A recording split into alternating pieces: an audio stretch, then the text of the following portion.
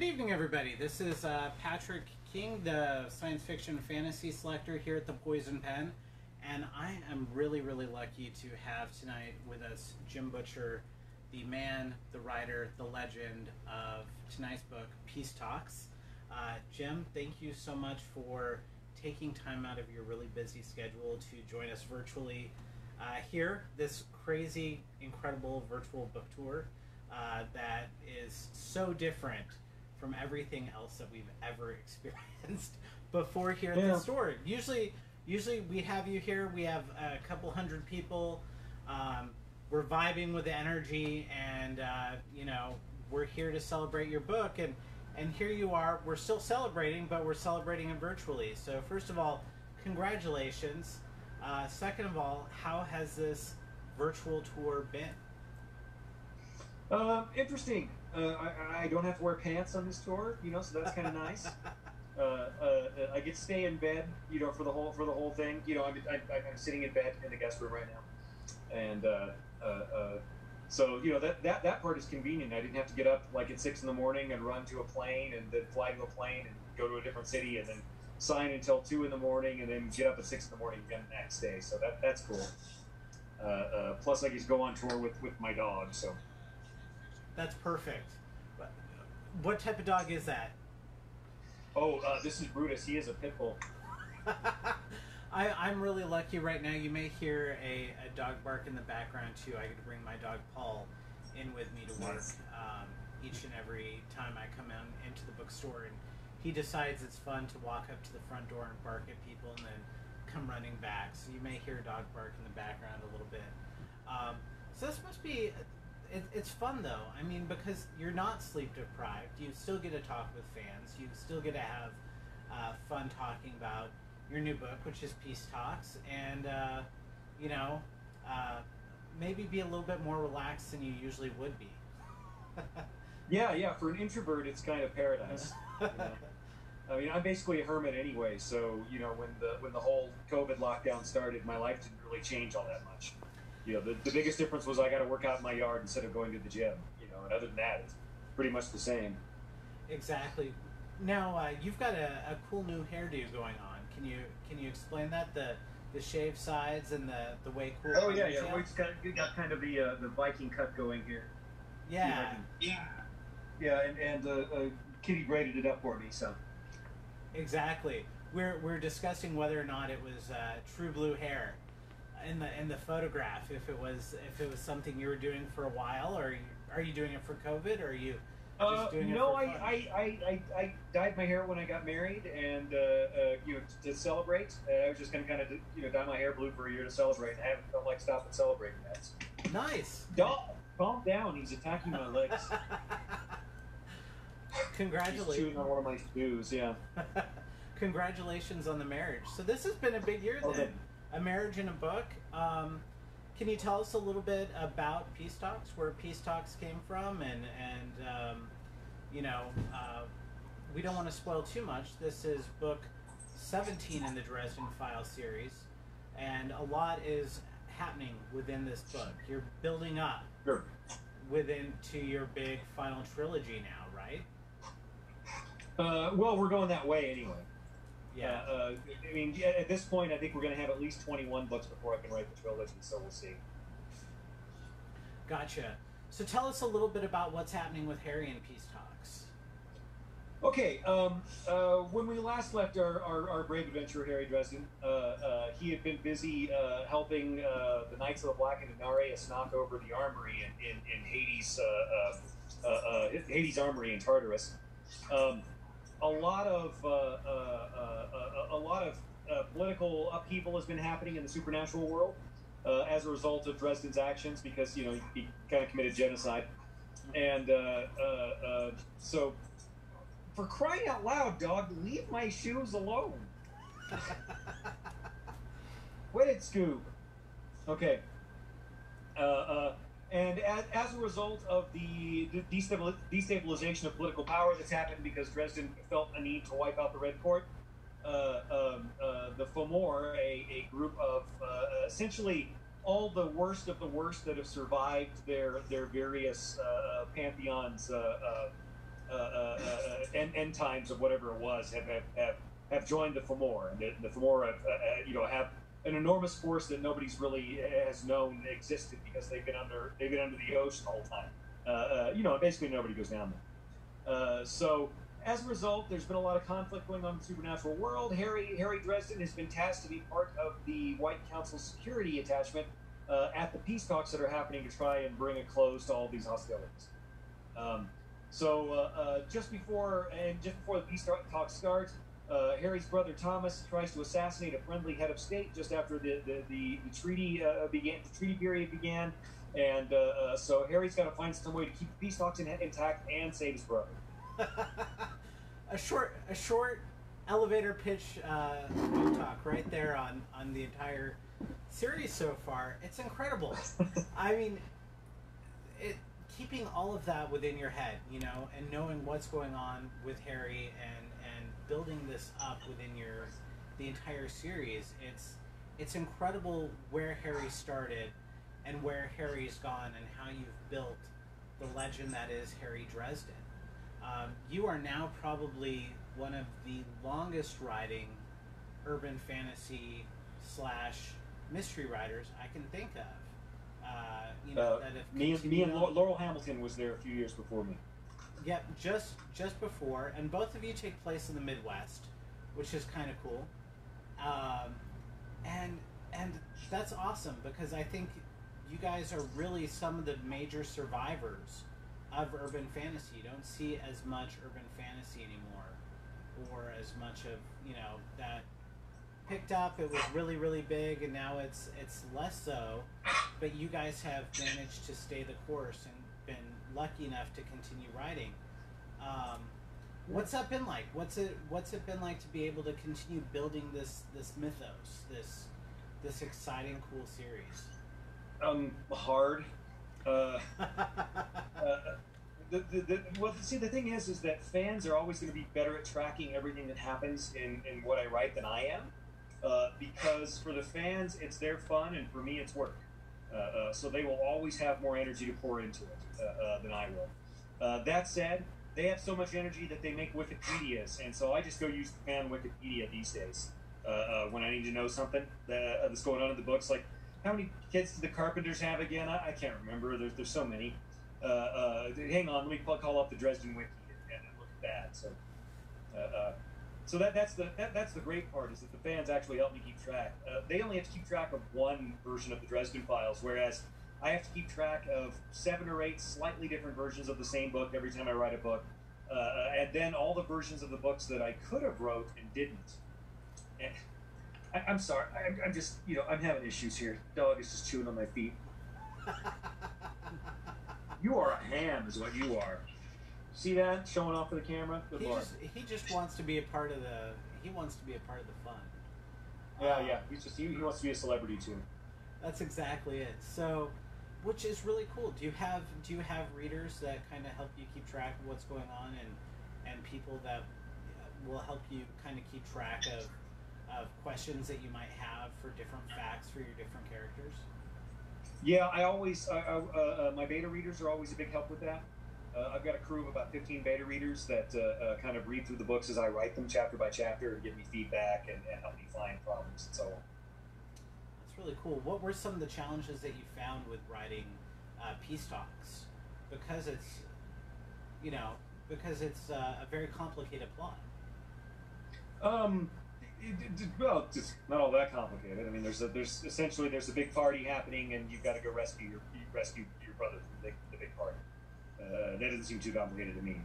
But the real problem with it was, originally I wrote Peace Talks and Battleground as the same book, and it came out like 450,000 words, and it was about 2/3 of one novel, and then that was Frankenstein stitched onto the first 2/3 of one novel was Frankenstein stitched onto the second 2/3 of another novel.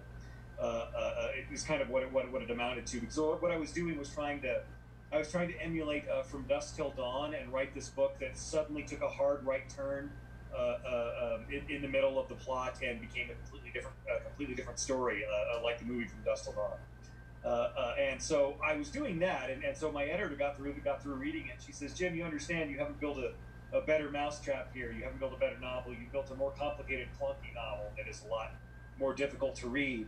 She says, I think what this thing actually is 2 novels, and you just haven't finished either one yet. And so once I looked at it like that, I was like, it made me furious when she suggested it, and so I knew she was probably right, because when it's a suggestion that has no merit, it's not a threat to me. So if it made me upset, then it must have been a good suggestion. So I looked at that and said, okay, yeah, you're right. I'm going to have to write a new ending to the first book and a new beginning to the second book, but then we'll have 2 different books, and we'll at least get to put them out. But as it was, the first one was so long, they're like, yeah, we're going to have to charge $50 for this hardback. And I'm like, oh no, I'm not going to be the first guy that has hardbacks for $50. That's going to be somebody else, not me. So we wound up splitting it into 2 books. But that's cool. So you've left the reader obviously on a little bit of a precipice at the end of this one, so that we can immediately jump into Battlegrounds, which will be coming out in September, which is... Yeah.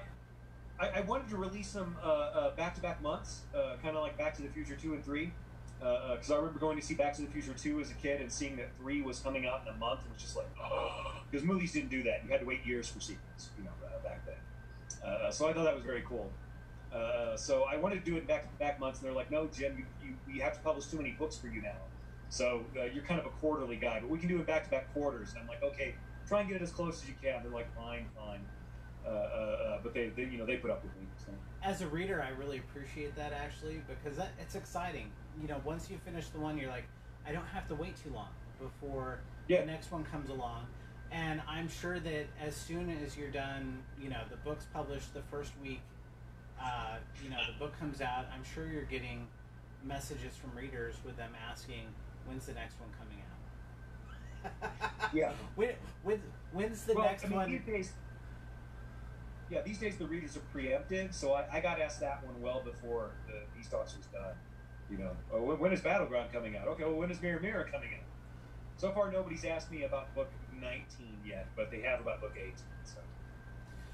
Well, this is, Dresden's been fun because not only have you written the novels, you've written a huge collection of short stories to kind of build within the mythos. I mean, you had, was it Briefcases that came out 2018? That was the collection of short stories that sort of filled us in before this book came out. What do you prefer writing? Do you prefer writing the novel, or do you prefer writing the short story? And do you feel like both are really integral for telling Harry's story? The novels, by far. Mostly the reason I write short stories is because I hate telling people no when they invite me to join their anthology. They'll say, hey, I've got this idea for a short story. Would you like for this anthology? And I'll be like, that's a great idea for a story. I have to write that. But generally speaking, I like writing a novel better. Writing a short story, you've got to do everything you do in a novel, except you have to do it in like a 20th of the space. It's like trying to have a knife fight in a phone booth. Short stories are a pain. You're pretty good at the knife fights, though, I do have to say. They're good for me, but so are burpees, and I don't like those either. What about writing fantasy? Because I know that, with the Cinder Spires and the Codex Alera series as well, I mean, you've sort of spiced up your entire writing style writing those.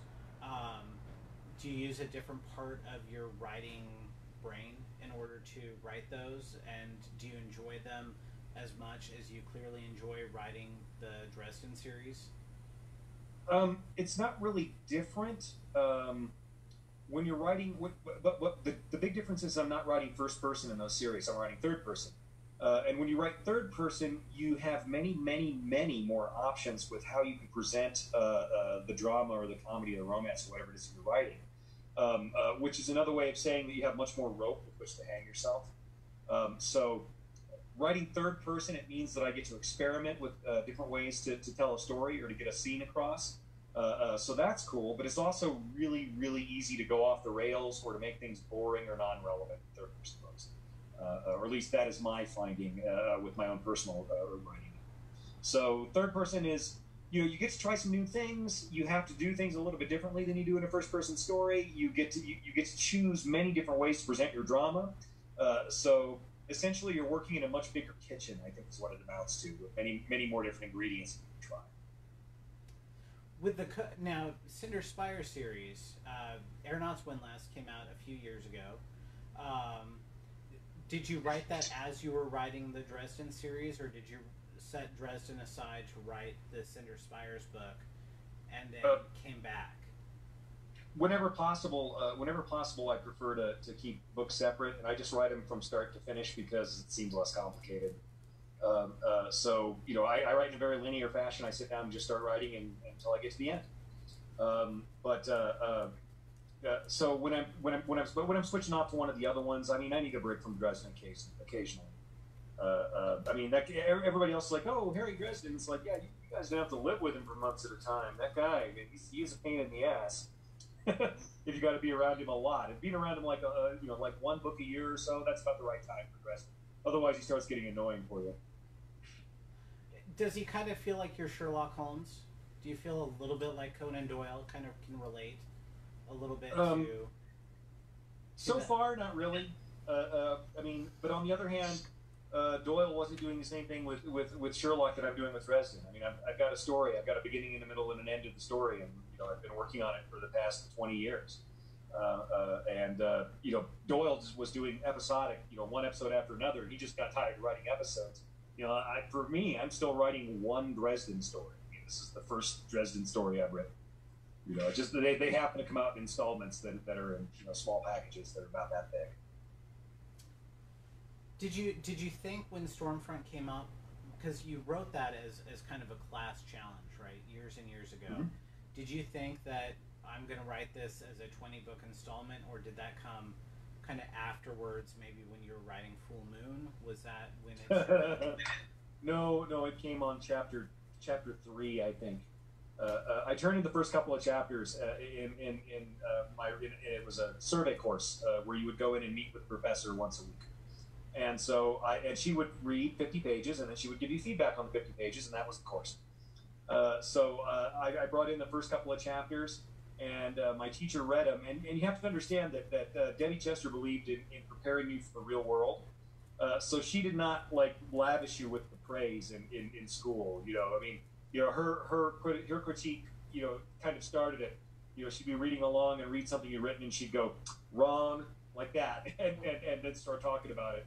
And it would range from there to occasionally she would roll up my chapters, lean across the desk, hit me on the head with them, and say, "What were you thinking?" Like that. It was that kind of critique. So I turned in the first 2 chapters of Stormfront, and she says, "You did it." And I said, "What?" She says, "You did it. This will sell." She says, "I don't know if this will be the first thing you sell, but this is of professional quality. You will be able to sell it eventually." And that just sort of blew my mind. Because I'd never really gotten on board with what she'd been doing. I'd only been writing this project to prove to her how wrong she was about everything she was trying to teach me. Because after all, I had a bachelor's degree in English literature, so I knew all there was to know about writing. Whereas she had merely published 40 novels. What did she know? So the way I decided to prove her wrong was I decided that I was just going to do everything she told me. I was going to be a good little writing monkey. I was going to fill out all the little forms and do her little worksheets and outlines, and she would see what kind of terrible cookie-cutter pablum crap emerges from that kind of process. And so I wrote the first book of the Dresden Files. But she got to the end of chapter 2 and says she did it, and she says, "Now next week I want you to bring me an outline for the rest of it." And she meant the rest of the novel. But being somewhat nerdy and enthusiastic, I returned the next week with an outline for a 20-novel series with a big old doorstop capstone trilogy to finish the whole thing off. And I talked about it for probably 45 minutes of the hour, with as much enthusiasm as any nerd has ever had for their D&D character. And I just remember the look on her face, and looking back, and I actually went and talked to her and asked her what she was thinking. And she said, "What I was thinking that I had finally gotten you on board to start working with me, and I didn't want to derail you now. So I didn't want to tell you there was no way you were going to sell a 20-book series to any publisher as a first-time author.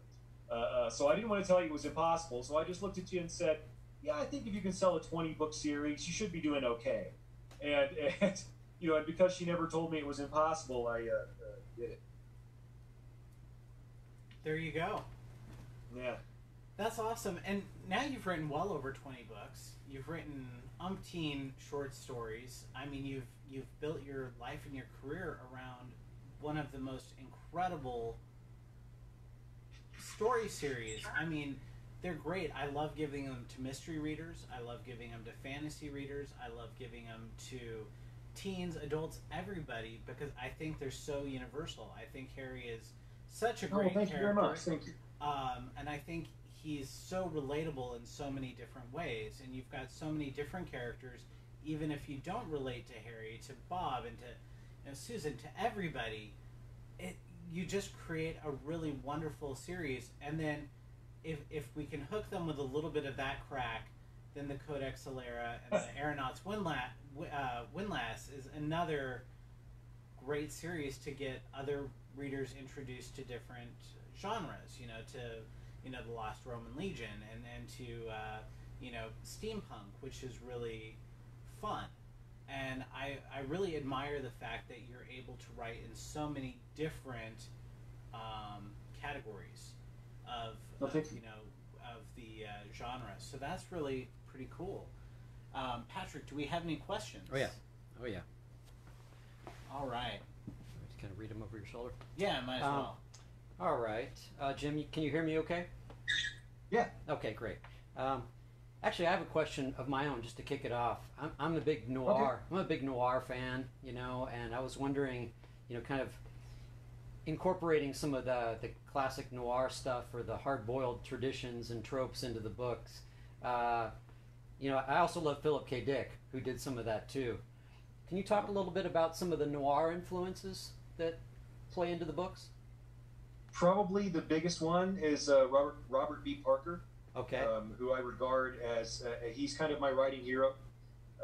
He's the one who wrote the Spencer books and Sonny Randall and several others. Spencer was kind of everybody's favorite guy and got all the TV shows and everything. Hawk was pretty cool too. Yeah. But he was such a good writer. He did so many things so well. He made so much use of subtext and of getting the reader to employ their imagination in what was going on in the book for additional engagement. I think he was a brilliant writer. I think he's very underestimated in terms of modern American writers. Plus, he died at the keyboard like a man. I mean, if you're going to go out as a writer, that's how you do it. Yeah, it's funny. He came here to the Poison Pen a number of times, and we all got to meet him and talk about a living legend. And nobody wrote dialogue like he did. Oh, absolutely. Yeah. Okay, just to get on to, by the way, you have a really great, enthusiastic group of people watching on Facebook, so thanks everybody. Hey, y'all. I'm going to kick off with Ian, who asks an interesting question. Ian asks, I have a small question for Jim. If you could put Harry into any other universe for a story, what universe would you put him in? Oh, we'll go. I'll just say, let's go ahead and drop him in Larry Correa's universe, where he would be worth so much puff. The bounty the government would put on his head would be so high. Oh my God. Let's see, and then the other place he might fit, I would love to drop him off in Pride and Prejudice just to see what would happen. That would be a lot of fun. Let's see here. Okay, I've had a number of people ask about Dracul. Let's see. Yeah, this Brian asks, I just have two questions. Where was Dracul in peace talks, and what are or were the... Can you pronounce that for me? Zhuang Shi. Compared to the modern Shi. The what? Daoine. I don't know how to pronounce that. Oh, the Down. Down Shi. Yeah. That's Gaelic, right? Yes, traditional Irish fairies, I think. They're the ones who, in legend, they're the ones who drove the Fomorians into the sea. They were, and the Daoine Shi were also, they were really intermixed with the Celtic god, or with the Gaelic gods. So they were, I mean, and plus they have a really super oral tradition, so they have a good jillion different versions of every single legend. So it's because the various tribes and clans had their own versions of the various stories. So the Gaelic stuff, the Irish myth is always fun and complicated because you can always play with it because there were so many different people that were telling the various stories. Is that the band? That makes it a lot of fun. Is that where the Banshees come from? Yeah, I mean, most of the she stuff comes from a lot of it. A lot of the fairy stuff, especially if there was any fairies that were really pretty and then ate you, came from France. Because they love their romance fairies and their sex fairies in France. But a lot of the other stuff where you're actually getting with the gods and the fae and so on. That's all stuff from the islands. And just depending on where you go there, you can get all kinds of different stories. But we get to use a bit more of that.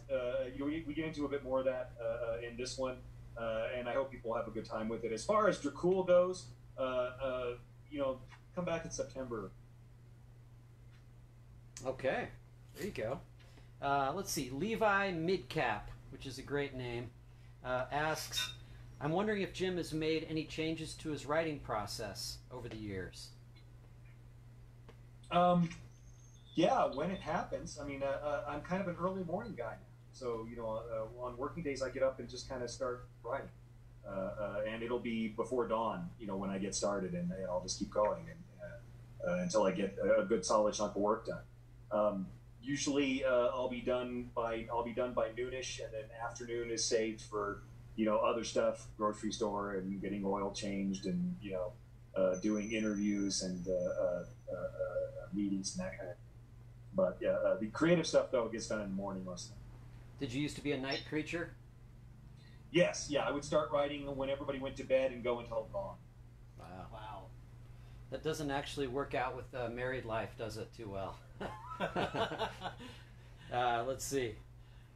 Okay, here.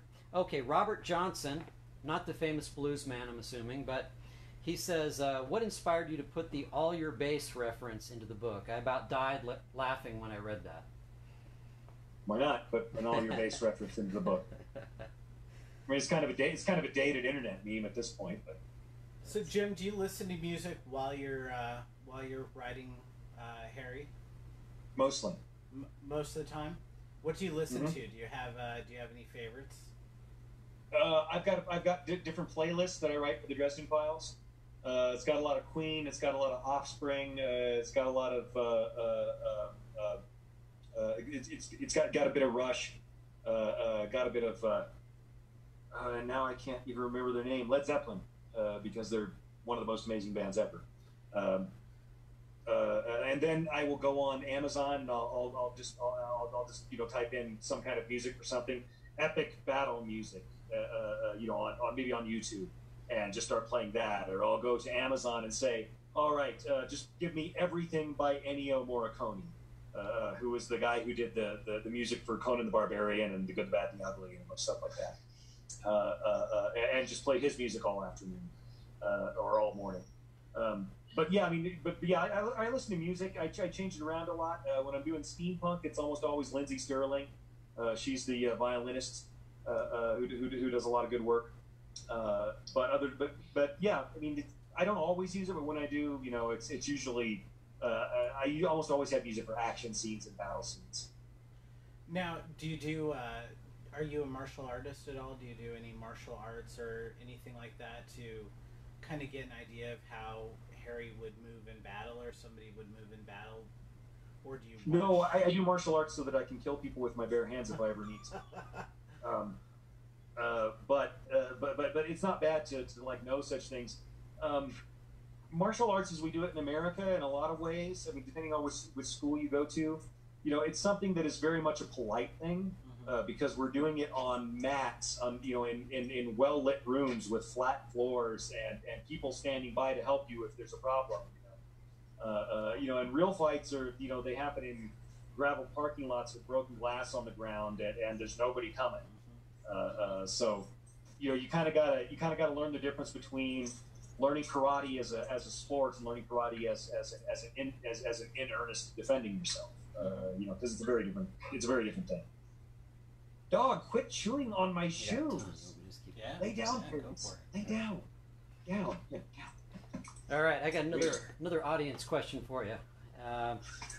Let's see. I'm sure you get this a lot. So, will we see a sequel to the Aeronauts Windlass? Any plans? Yes, of course. Yep. I'm working on it now. It's called The Olympian Affair, and It's pretty much it's the same stuff. It's manners and duels and talking cats and laser guns and crazy people with magic powers and it'll be fun. Okay, and Todd asks, are there still plans to write children's books centered around Maggie? Yeah, I want to. We're working on it. At the moment, things are a little confusing and difficult, but we're going to keep going. Okay, Matt asks, how much more upset is Ebenezer going to be if he finds out that Lucio has known about his other grandson since the Skinwalker incident? Oh yeah, absolutely. Well, but at the same time, I mean, Lucio's job is basically to find out stuff about wizards. And wizards are, they're in the Dresden Files universe. They are very big on keeping their secrets. On gathering their information and keeping stuff that they know that nobody else knows. That's wizard crack. And they're all addicts. So let's see. Okay. Yeah, okay. Here's another question. It says, do you have any plans for Harry after the big trilogy? Or other characters in the Dresden verse? Oh, I mean, after the big trilogy? I don't know if I have any plans for Harry or not. It's going to depend on if he survives it. And I don't know if he will. Because I don't know what the end is yet. I've got to get there so I can write it. I kind of know like the big events of the book, like what the headlines are going to say in the newspapers and so on. But Dresden's specific personal outcome, I don't know what that's going to be yet. I don't know if it's going to be good.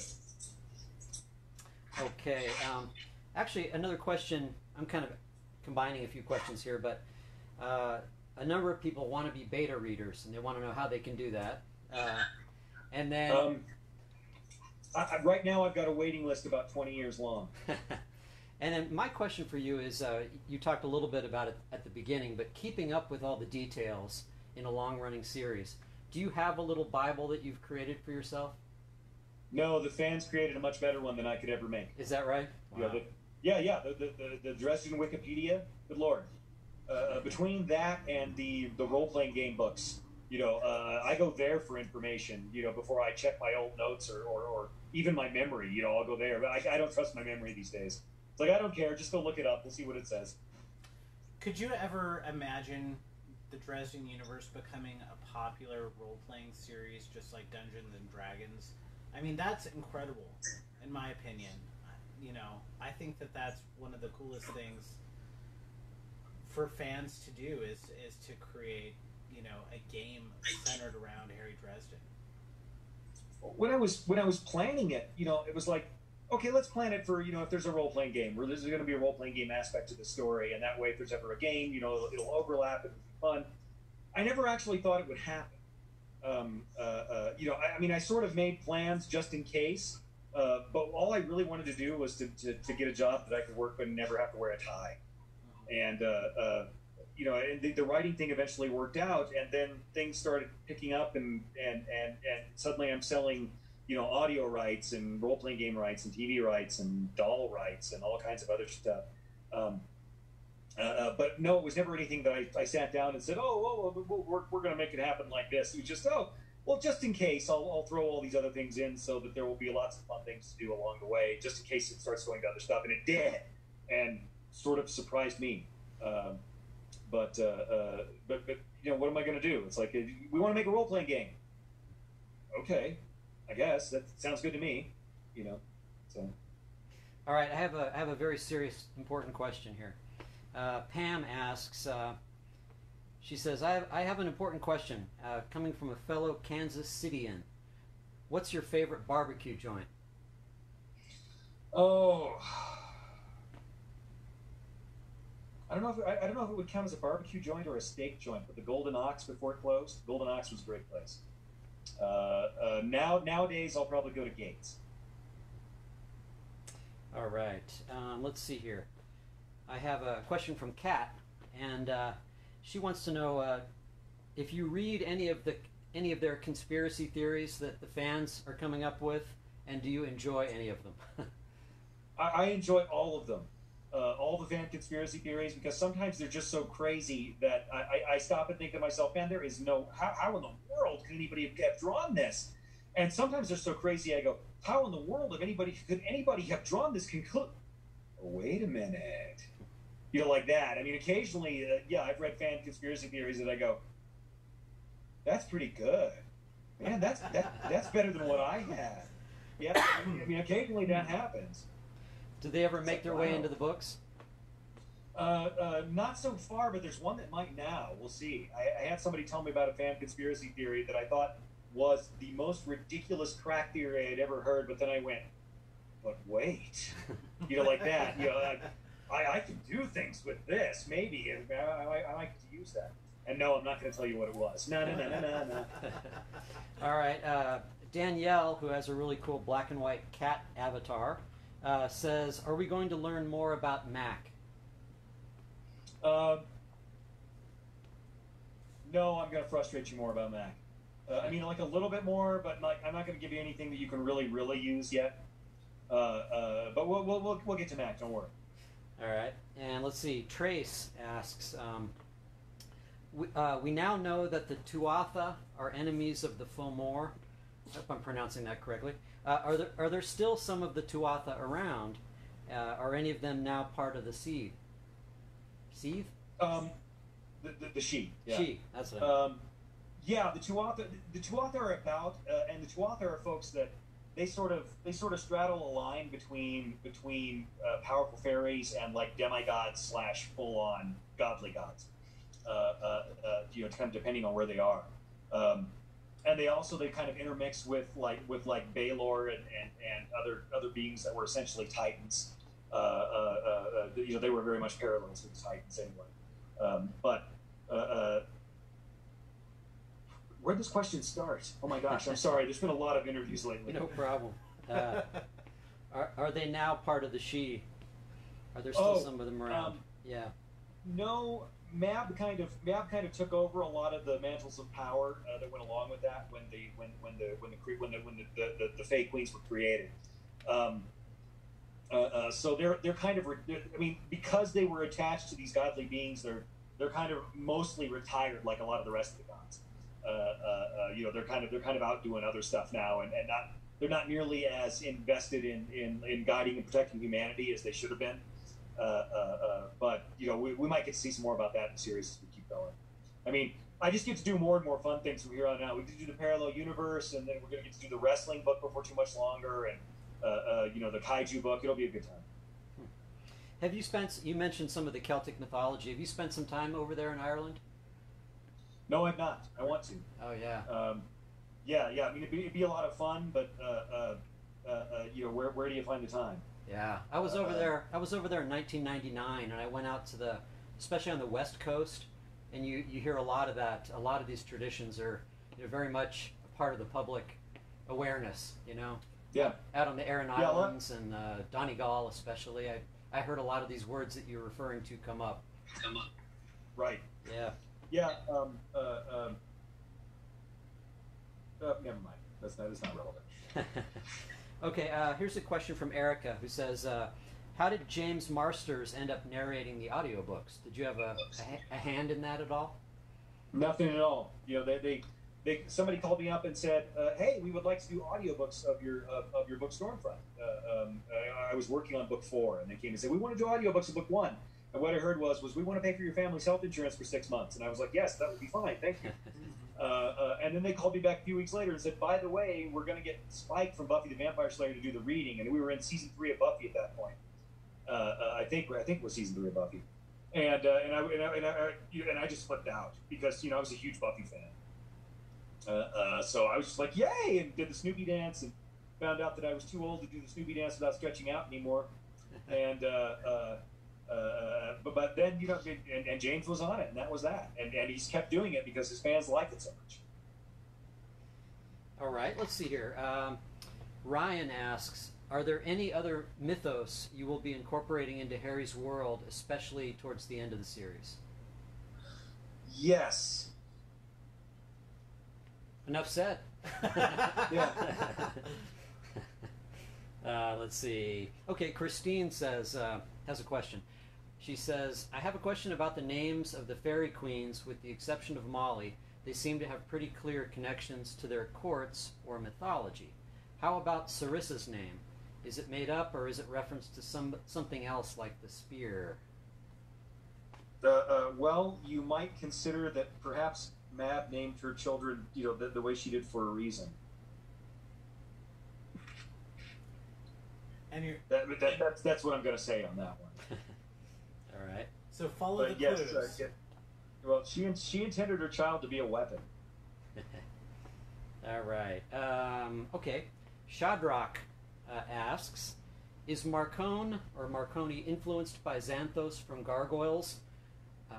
Xanatos. Excuse me. Yeah, Xanatos. Xanatos. Xanatos, yeah. He misspelled it. All right. In many ways, yeah. I mean, absolutely. Gargoyles had a huge influence on the book. Elisa Maza is basically I split her personality into two different pieces to make Murphy and Susan out of her. I mean, come on. She looks like Susan. She acts like Murphy. By the way, one of the best cartoon series ever made, probably. Oh yeah, Gargoyles, absolutely. Yeah. I got really excited when I saw that back on Disney Plus. What are some of the other influences that you find have been sort of quintessential into shaping your writing style in your series? Oh my gosh, I went back and watched the original Clash of the Titans 3 or 4 days ago. I think it's on Netflix. And Clash of the Titans, I remember I saw it at the drive-in with my sister. It was my first. Clash of the Titans was my first boob that I'd ever actually seen. Because they actually had that in the beginning, and it was full of gods and monsters and superpowers and magic swords and all kinds of excellent nonsense. And going back through it, I'm watching Clash of the Titans and going, oh my gosh, I stole that. That's in book 1. That one there's in book 6. Like that as I go through watching the various stuff happening. There he is fighting giant scorpions. I'm such a hack. Let's see. Do you want to read some of these? Yeah, let's see here. All right. Somebody wanted to know if the Puritan Chronicles by Lloyd Alexander was an influence. Not an influence directly on the Dresden Files, but an influence kind of in general on me as a person, and also as a writer. And in fact, the Puritan Chronicles are books that I will still go back and reread about once every 3 or 4 years, because I regard them as some of the most skillfully written fantasy that's in print right now. Prydain did an awful lot of stuff and did it in very little space and did it very effectively. And I highly recommend the Prydain Chronicles for any fantasy writer who wants to get into the business today. These were folks, the folks who were writing back then, they knew what they were doing. So pay attention. The books still stand up wonderfully today. They're really a fantastic series. It's one of my all-time favorite fantasy series. Yeah, you're excellent. Somebody was curious about the line of succession. So what would happen if Mab died? Who would be the next in line? Or is that a secret that we're not supposed to know yet? Well, I guess you'll have to find out if it happens. We'll see. What do you do when there's... Now I'm thinking about it. Damn it, people.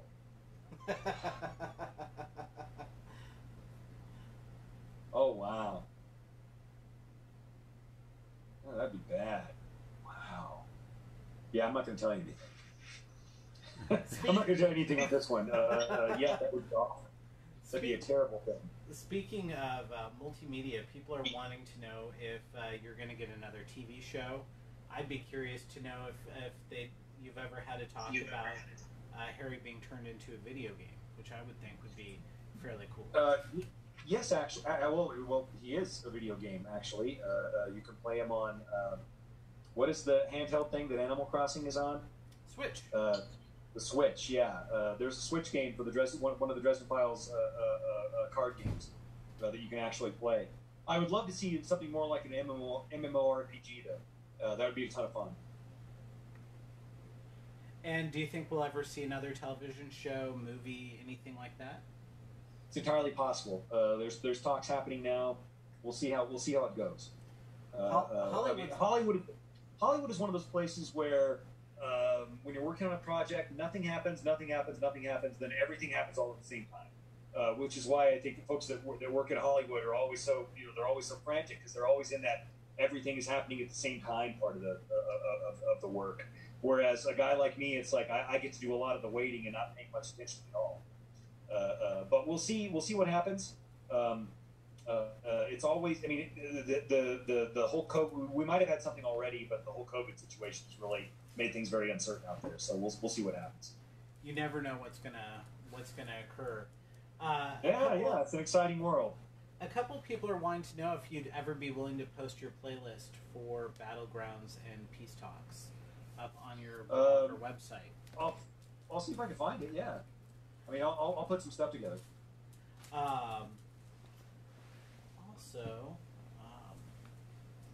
let's see here.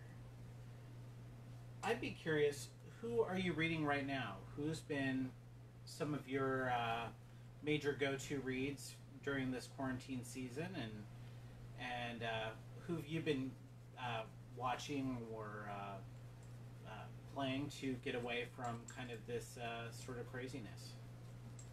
Robert Parker, always.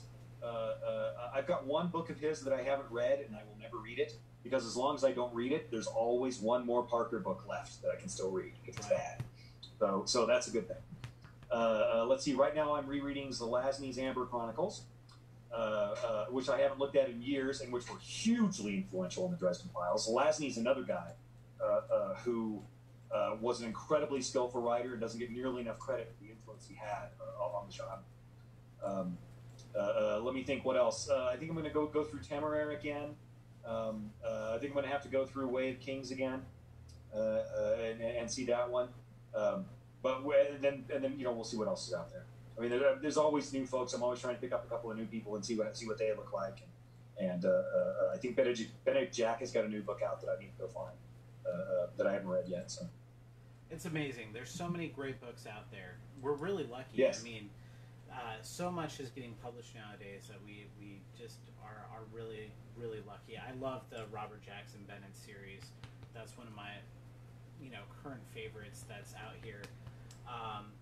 Obviously, you're one of my all-time favorite series, and unfortunately, here at the store, obviously people love you because we've actually sold out of Peace Talks signed. We'll be getting more in unsigned, but we've been turning people over to World Builders because we're really fond of what Pat Rothfuss and his group does with the proceeds that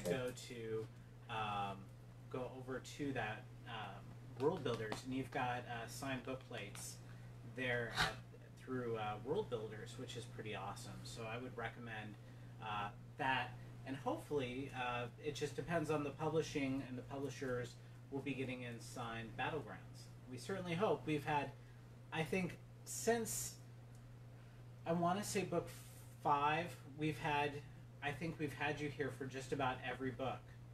I think you're right. Which is really pretty cool. Yeah. We've really been able to enjoy and share a history with you, and we're really lucky. So hopefully we'll have signed copies of Battlegrounds in the fall. We're not quite sure yet. We don't know. Jim and the bookstore, it's more of a publisher's decision than us, so we will if we can, I'm sure. Okay. But this is so cool. Jim, thank you for taking your time out to answer so many questions and to join us for, this virtual event to celebrate Peace Talks. Thank you very much, sir. You're very welcome. Thank you for having me. I hope you guys like the book. It was great, and I hope everybody enjoys as much as I did. To our Facebook fans, thank you so much, and we'll see you all soon. Take care. Night, everybody.